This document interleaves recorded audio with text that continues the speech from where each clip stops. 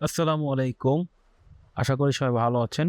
আজকে টিউটোরিয়ালে আমরা দেখব কিভাবে একটি লুপিং অ্যানিমেশন ক্রিয়েট করা যায়। আমরা অনেক সময় দেখি বিভিন্ন উপস্থাপনা সময় অথবা বিভিন্ন রিয়েলিটি শোতে একটা কোম্পানির বা ওই চ্যানেলের লোগো বা ওই অনুষ্ঠানের logo whatever it is itself. So সেটা হচ্ছে কন্টিনিউয়াসলি সেটা রোটেবল হয় অথবা সেটা লুপিং হতে থাকে। সেই অ্যানিমেশনটা আজকে আমরা দেখব কীভাবে ক্রিয়েট করতে হয়। তো আমি ইউজ করতেছি সবচাইতে latest version of Adobe after effects. আমি যদি একটু ভার্সনটা দেখি, ভার্সন 24.5.0 বিল্ড 52, যেটা বর্তমান সময়ের জন্য আজকের সময় সবচাইতে লেটেস্ট ভার্সন। আমি এখান থেকে নিউ প্রজেক্টে গেলাম আপনাদের সুবিধার্থে, এবং এখানে আসার পর আমরা প্রথমে উইন্ডো থেকে আমাদের ওয়ার্ক স্পেসটা আমরা অল প্যানেলস দিয়ে দিলাম, এবং এখান থেকে আমরা একটা কম্পোজিশন ক্রিয়েট করে নেব। কম্পোজিশনের আমরা যে সাইজটা রাখবো সেটা হচ্ছে 1920 by 1080, অথবা আমরা 1080 by 1080 রাখতে পারি।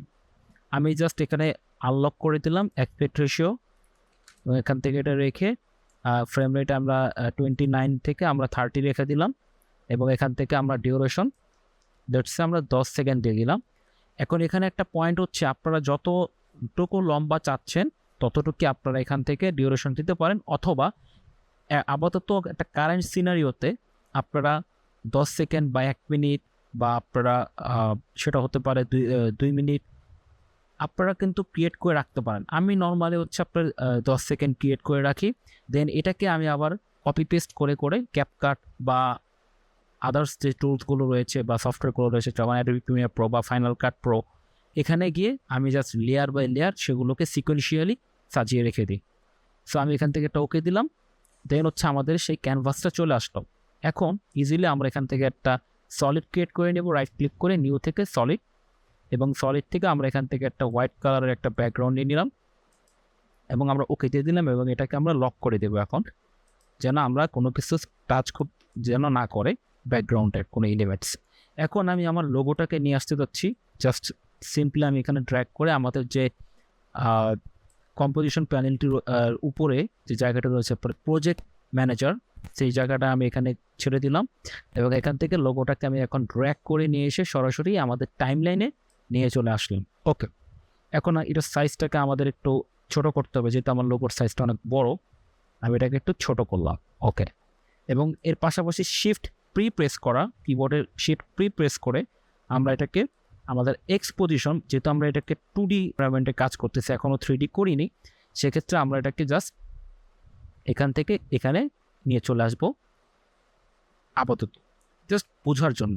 এবং সাইজটাকে আমরা এখান থেকে লেটসে 5.0-তে আমরা বা 5.5-এ রেখে দিলাম। ওকে, 2Dটাকে যদি আমরা চাচ্ছি এখন আমাদের সেই রোটেবল বা কন্টিনিউয়াসলি সেটা আমাদের মুভেবল হতে থাকবে লোগোটি, তার জন্য আমরা এখান থেকে দেখা একটা টেক্সট আমরা এখান থেকে যদি নিয়ে আসি, লেটস সে ডিজাইনার ডলার। আচ্ছা, এটাকে আমরা অবশ্যই অল ক্যাপস দিয়ে দিব।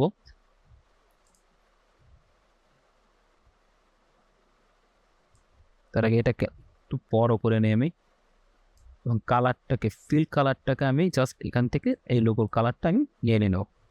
এবং অবশ্যই আমরা টাইপফেস থেকে গোতাম যে রয়েছে বুক, গোতাম লুক অথবা বোল্ডটাকে আমরা সিলেক্ট করে নিলাম। ওকে, তো এখান থেকে ক্যাপস লকটাকে অন করে দিয়ে দেন মুভে নিয়ে আমরা এটা কন্ট্রোল অল্টার হোম প্রেস করার মাধ্যমে আমরা এটাকে জাস্ট মিডলে অ্যালাইন করে নিলাম। এই যে এটি রয়েছে, এটাকে আমরা এখন 3Dতে কনভার্ট করলাম।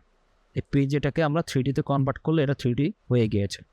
এখন জাস্ট এটাকে আমরা এই ডাউন অ্যারোতে ক্লিক করে আমাদের এইখানে দেখবেন আমরা ওয়াই রোটেশন দেখতেছি। তো ওয়াই রোটেশনে এখানে আমি যদি এখানে ক্লিক করি, দেখবেন এটাকে আমরা করতেই থাকবে। জাস্ট এতটুকু একটা কাজ, আর কিছুই না, একেবারে is so simple as like that. Just এটাকে আমরা এখন কি ফ্রেমিং করবো, আমরা এখান থেকে জাস্ট লেটসে আমরা এখানে একটা কি ফ্রেম করলাম ওয়াই রোটেশনে। আমি আরেকটু বড় করে আপনাদেরকে দেখাই। ওকে, এখানে ওয়াই রোটেশনে একটা কি ফ্রেম করলাম, এবং এখানে আরেকটু দূরে গিয়ে আমি এখানে জাস্ট এটাকে কয়েকটা ভ্যালু আমি এখানে এসে এই ভ্যালুটা আমি ক্রিয়েট করে দিয়ে দিলাম। ওকে, ইটস এ 360।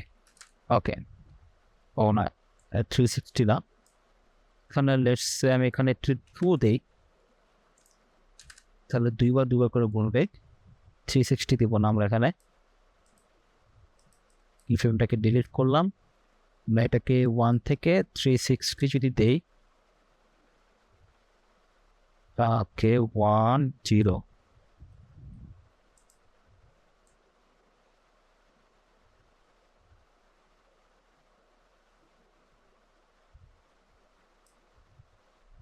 দুইবার ঘুরলো, তাই তো? ওকে, এবার যদি প্লে করি, অনেক ফাস্ট কাজ করতেছে। আমরা এতটুকু রাখবো না, আমরা এখান থেকে জাস্ট 1 দিয়ে দিব না একবার। Okay fine. এবার হচ্ছে আমরা চাচ্ছি যে আমরা একটু স্লো করতে চাই, তাহলে কি ফ্রেমটাকে ধরে আমরা একটু সামনের দিকে নিয়ে আসলে, এবার আমি যদি একটু প্লে করি, ফাইন, নাইস। এবার জাস্ট এটা গিয়ে আমরা একটু ইজ করে দেবো কিবোর্ডের F9 প্রেস করার মাধ্যমে, জাস্ট লাইক ফাংশন কি। এবং আমরা এখান থেকে গ্রাফ এডিটর থেকে এখান থেকে জাস্ট আমরা এডিট স্পিড গ্রাফ, এখান থেকে আমরা জাস্ট এডিট স্পিড গ্রাফটাকে আমরা অ্যানাবল করে দিয়ে দেন এই দুটোকে ট্র্যাক করব, এটাকে সিলেক্ট করব। সিলেক্ট দ্যাট মিনস হচ্ছে আমাদের দুটো প্রিফ্রেমকে আমরা সিলেক্ট করলাম। সিলেক্ট করার পর আমি জাস্ট এটাকে একটু টাচ করে দিলাম। অ্যান্ড নাও আমরা যদি প্লে করে দেখি, খুবই ফাস্ট কাজ করতে শেষে গিয়ে, তো এই যে এটাকে আমরা জাস্ট একটু স্লো করার জন্য আমাদের যে রাইট সাইডের কি ফ্রেমের যে ইয়েটা রয়েছে গ্রাফটা, সেটাকে আমরা একটু রিসাইজ করে নিলাম। এবার আমরা যদি প্লে করে দেখি, ওকে ফাইন। এবং আমরা যদি চাই যে একবার গিয়ে দ্বিতীয়বার, 2বার গেল, হ্যাঁ ওকে, কিন্তু এটা ফাস্ট কাজ করতেছে, সেই জন্য আমরা যেটা করবো, এটাকে আমরা আরেকটু দূরিয়ে নিয়ে আসবো কি ফ্রেমটাকে, তাহলে এটা একটু স্লোলি কাজ করবে। ওকে নাইস, খুব সুন্দর লাগতেছে। নেক্সট সেকেন্ডে এটা 2বার করে করলো। ওকে, এখন হচ্ছে যেটা আমরা করব, এটাকে লুপ করব, লুপিং অ্যানিমেশন করব। আমাদের লেখাটা যেটা আছে ওরকমই থাকবে, কিন্তু আমাদের লোগোটা জাস্ট এটা অ্যাকর্ডিংলি এটা কন্টিনিউয়াসলি ঘুরতে থাকবে, বা এটাকে ওয়াই রোটেশনে সেটা মুভেবল হতে থাকবে। সেই জন্য যেটাকে আমরা করব, আমরা সম্পূর্ণ এই দুটো জাস্ট কি ফ্রেমকে আমরা সিলেক্ট করব। সিলেক্ট করে আমরা এখান থেকে আরেকটা কাজ করতে পারি, জাস্ট ওয়াই রোটেশনটাকে আমরা এখানে এই যে কক হুইল, এই কক হুইলে আমরা কিবোর্ডের অল্টার অথবা আপনারা যারা ম্যাক ইউজ করেন তাদের হচ্ছে অপশন কি, তো অপশন কি অথবা কিবোর্ডের অল্টার প্রেস করে দেন চেপে রেখে বা প্রেস করে রাখা অবস্থায় আপনারা যদি এই ওয়াই রোটেশনের কক হুইল এটা ক্লিক করেন, তাহলে আপনারা এক্সপ্রেশন দেখতে পাবেন এখানে। ওকে, সো এক্সপ্রেশন যখন চলে আসবে, তখন এক্সপ্রেশন আমরা কোনটা ইউজ করব, আমরা টাইম এক্সপ্রেশনটাকে ইউজ করব। কেন ইউজ করব? কারণ টাইম এক্সপ্রেশনটা হচ্ছে যে আমরা যদি কোনো একটা লুপিং অবজেক্ট ক্রিয়েট করতে চাই, যেটা হচ্ছে আমাদের মিনিটের পর মিনিট, ঘন্টার পর ঘন্টা, সেকেন্ডের পর সেকেন্ড, এটা একই অ্যাপ্রোচ বা একই অ্যাট্রিবিউট নিয়ে সেটা তার যে মোশনটা ওটাকে ধরে রাখবে বা ওটাকে কন্টিনিউয়াসলি ওটাকে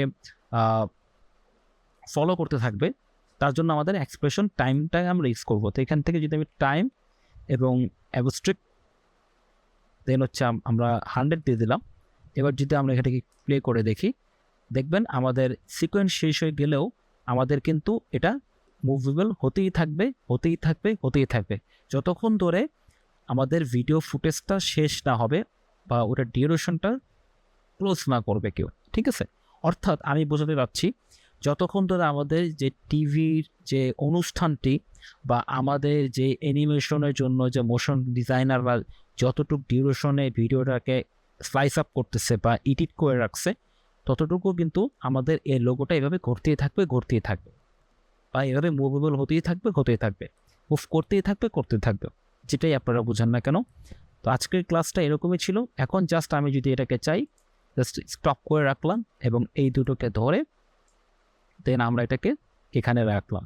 এখন আমি যদি এটাকে রিসাইজ করি, এটাকে রিসাইজ করার জন্য আমাকে স্কেল এখান থেকে 50তে আমি দিলাম। জাস্ট আমি বুঝতে চাচ্ছি যে আমাদের যদি কোনো একটা প্রয়োজন হয়, যে আমাদের কোনো একটা প্রোগ্রামের অন ইয়ার হচ্ছে বা হয়ে গিয়েছে বা আমরা ইউটিউব চ্যানেলে কোনো একটা ভিডিও পাবলিশ করতে যাচ্ছি, তখন যেন আমাদের এই লোগোটা কীরকম দেখায়। তো এই জন্য আমরা এটাকে জাস্ট, যেহেতু এটা 3D লেয়ার, তা এই দুটোকে আমি ধরে একসাথে এটাকে রিসাইজ করলাম না, তাহলে আমার কিন্তু ইনফরমেশন ভুল হতে পারে। আমি জাস্ট এটাকে মিডল অ্যালাইনমেন্ট করে দেন হচ্ছে এটা স্কেলটাকে আমি এখন একটু ছোটো করবো।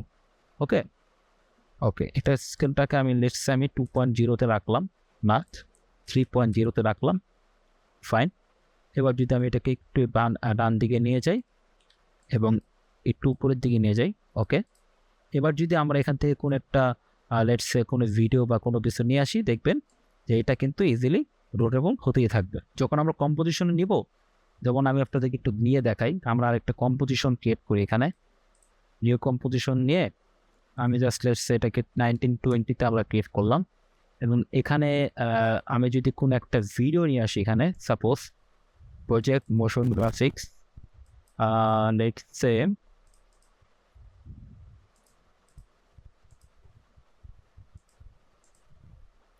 ফাইনাল, এই অ্যানিমেশনটা আমার নিজের পড়া। ওকে, আমার একটা পার্সোনাল প্রজেক্টের কাজ ছিল। Mr. John is sitting at the air. আমি এটার সাউন্ডটাকে অফ করে রাখলাম। এই লেটসে আমি এটাকে যদি চাচ্ছি যে এখানে আমার এই লোগোটা এখানে আমার আসুক, তাহলে এখানে যেহেতু কম্পোজিশন আমার ক্রিয়েট করা আছে, আমি এটাকে অবশ্যই রিনেম করা উচিত ছিল প্রথমে। এটা আমি সবসময় ভুল করি, এটা আপনারা করবেন না অবশ্যই। লেটসে লোগো অ্যানিমেশন, আচ্ছা, এটাকে যদি আমি এখানে নিয়ে আসি এবং কন্টিনিউয়াস রাস্টারাইজ দেই, সেটা দেওয়া যাবে না, যেহেতু আমার এখানে অলরেডি এখানে একটা প্রবলেম হয়েছে। সেটা হচ্ছে আমি যেখানে হোয়াইট সলিডটা আছে এটা আমার রাখার প্রয়োজন নেই। ওকে, তাহলে আমার ট্রান্সপারেন্ট এখন ঠিক আছে। এখন জাস্ট আমি এটাকে যদি কন্টিনিউয়াস রাস্টারাইজ দিয়ে দিই, দেখবেন আমরা কিন্তু এটা লুপেবল হতেই থাকবে। এবার জাস্ট এটাকে আমরা একটু পজিশনে ক্রিয়েট করে আমি যদি এটাকে ট্রান্সফর্মে যাব,